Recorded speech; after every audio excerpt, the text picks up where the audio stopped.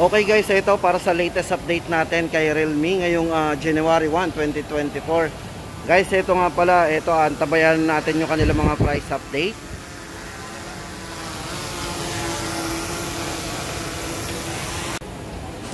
Guys, ito nga pala yung ating latest update ngayon kay Realme ngayong January 1, 2024. Guys, ito bali ngayon nga pala maglalas yung kanilang mga yung mga promo. Alamin po natin kung bukas po o alamin po natin yan guys. Kasi ito mga Realme C55, C53 at C51 guys, ito po mga to yung naka-promo. So ito alamin po natin yan ibang araw guys, check po natin to. Guys, ito para sa latest update natin dito kay Realme C51.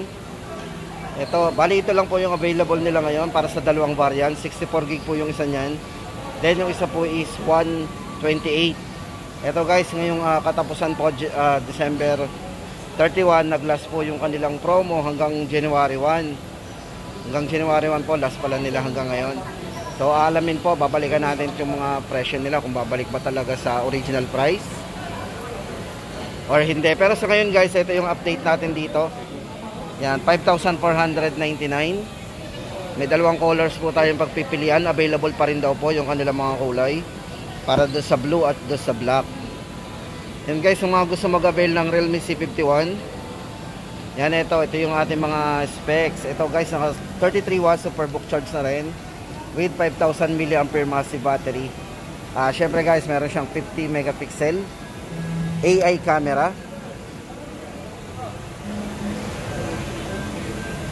Yan, 50 megapixel AI camera. So dual camera po yan guys. So diyan, naka dual camera po yan. Then naka 90Hz na po yung refresh rate ng screen ito. Para sa refresh rate nga pala ng screen is 90Hz. Size ng screen naman niya 6.7 na naka high definition display. So yun guys ang ating latest update dito kay Realme C51. 5,499. Sana magtuloy-tuloy guys kasi sayang naman ngayon kasi January ang last po ng kanilang sale para dito sa mga model na to. Kung mapansin natin wala na yung kanilang mga nakalagay dyan. So yun guys, dito naman tayo kay Realme C53 para sa latest update natin. Yan, ngayong January 1 po ay naka-promo pa rin yan.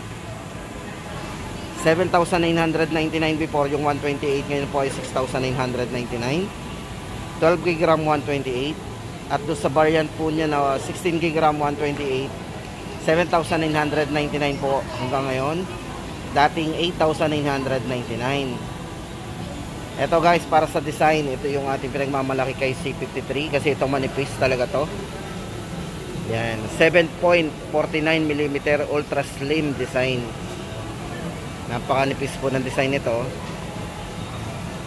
Tapos yung isang kulay po nito guys is kulay black.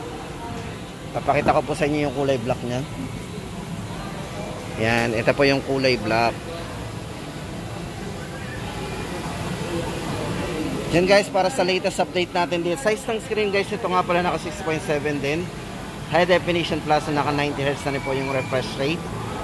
Then naka superbook charge na rin, mabilis, wala pang isang oras po. Ay full na po tayo dyan kasi naka 33 watts superbook. Para sa latest update natin guys, ito check muna natin yung camera dito.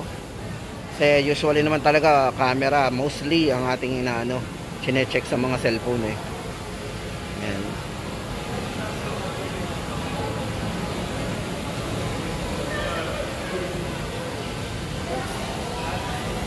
So yun guys, para sa latest update natin dito kay C53. Dalawang variants po yan, 6,999 at 7,999. Then next po natin guys is si Realme C55. For Realme C55 guys, ito talaga hindi na po nagkaroon ng stock ng 128. Ngayon po ang available po nila is yung kanilang 256GB.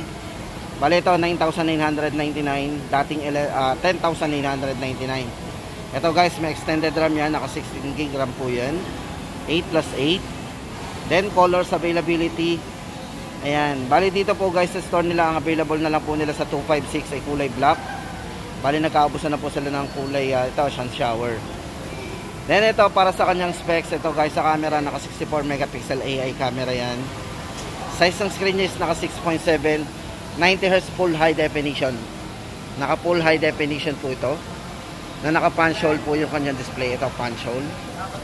Yan. Then para sa kanyang chipset guys, ito naka MediaTek Helio G88.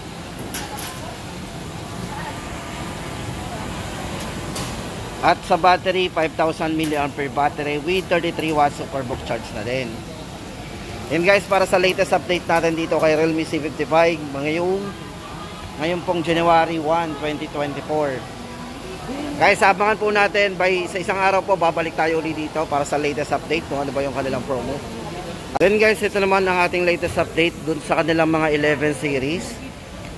For 11 series guys, ito, unahin na po natin si Realme 11.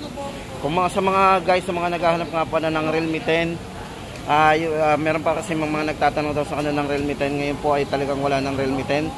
Ito na po yung latest po nila pagdating sa yung sumunod po sa 10, 11. So yun guys, ito naka 16 GB RAM, 256 po ang kanilang internal storage. Ito guys, bali 13,999. Meron po itong 67 watts superbook charge na rin, super bilis mag-charge yan. Siguro mga 30 minutes, puno na po yan. Then 108 megapixel Pro Light camera. So iba na po yung design ng camera niyan. Yan ganan. Tapos ito guys, ang MediaTek Helio G99. Mostly at malimit ginagamit ng mga mahilig maglaro o gaming chipset na rin. Kasi ito budget phone na to na pang gaming chipset eh. Yan, MediaTek Helio G99. Ito guys, yung kanilang benchmark Antutu, ayan oh. Antutu benchmark 420,000 plus. Mas mataas po yan, Realme 11. Then guys, ito sa design, pakita ko sa inyo yung design nito. Naka glory halo design po yan. Glory halo design o halo design. Tapos ito yung isang kulay niyan, halo design.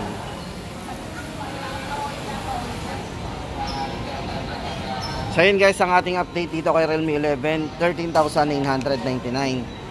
At para po doon sa kanilang 11 Pro 5G at 11 Pro Plus 5G guys, ito na yung ating latest update. Sa mga naghahanap po at nagtatanong pa po ng presyo nito, same price pa rin, 19,999 para kay Pro 5G. Ito guys, naka 16 GB RAM, 256 GB. Then para po sa kanyang refresh rate, ito naka 120Hz refresh rate na naka-curve po yan guys, OLED display. So liwanag din po ang display nito. Then para sa chipset guys, ito naka Dimensity 7050 5G chipset po yan. At meron po itong 4 na taon na long lasting fluency protection. Syempre guys, yung design nito naka premium vegan leather design. Yan po, i-close up na po natin yung kanyang design. Yan. Pakita ko sa inyo yung design niya. Tapos yung isang color po nito, ito po yung green. Yan, ito guys, hawak na natin si Realme 11 Pro Plus 5G naman. Guys, ito para sa kanyang highlights, ito po merong 200 megapixel optical image super zoom camera. Yan, then 120Hz na rin po curve OLED display. Ito may mataas po siyang charging kasi naka 100 watts po to, superbook charge. Siguro more or less siguro mga 20 minutes po mahigit puno na yan. Then naka 24 gig po yan RAM, then plus 512 na po, napakalaki na internal storage niya. So price update natin dito guys, 24,999. Ito guys, check natin yung kanyang camera na 200 megapixel para naman ma-experience natin to.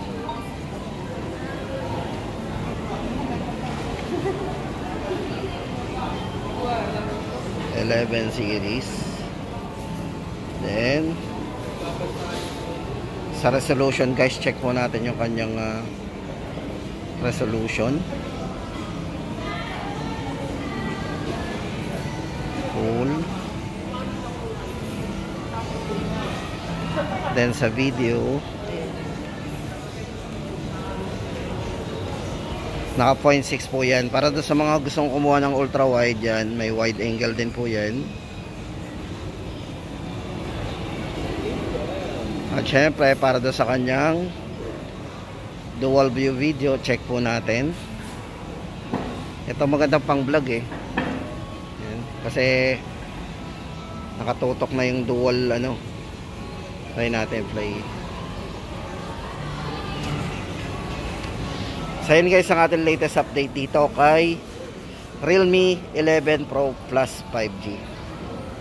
24,999. Guys, ito para sa kulay, may dalawang kulay yan. Oasis green and ito po yung kanya, beige.